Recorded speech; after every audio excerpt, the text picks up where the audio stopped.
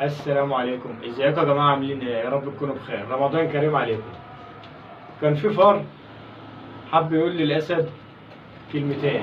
قال له اديني الامان عشان اقول لك كلمتين. قال له ماشي قول. قال له انا اقدر اقتلك في خلال شهر. فالاسد ضحك وقال له هتقدر تقتلني في خلال شهر؟ الفار قال له ايوه. قال له ماشي، بس لو ما قتلتنيش انا مش عارف انا هعمل فيك ايه. عدى كام يوم، عدى اسبوع، فالاسد يبص على الفار من بعيد كده ويضحك عشان هو عدى اسبوع وما حصلش حاجه.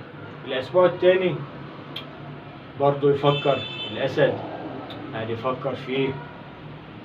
الاسبوع التالت الاسد جن وقعد بقى ايه يحلم بيه بالليل ان هو بيقتله.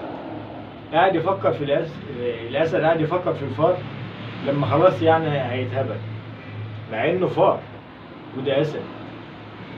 اجا الاسبوع الرابع، الفار بقى جمع كل الحيوانات وقال ايه انا هروح اشوف الاسد في الحته اللي هو قاعد فيها. لموا الحيوانات وراحوا دخلوا على الاسد، لقوه واقع في الارض ميت، مات من كتر التفكير. الفار هيعمل ايه؟ مع ان الفار قد كده والاسد زي ما انتوا عارفين، بس التفكير موت الاسد. انت بقى انت الاسد.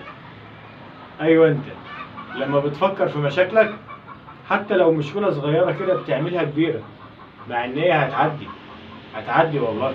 حتى لو مشكلة صغيرة، مشكلة كبيرة ما تفكر لهاش ان هي حاجة كبيرة قوي، لا، ان شاء الله هتعدي وكله خير، والحمد لله على كل حال.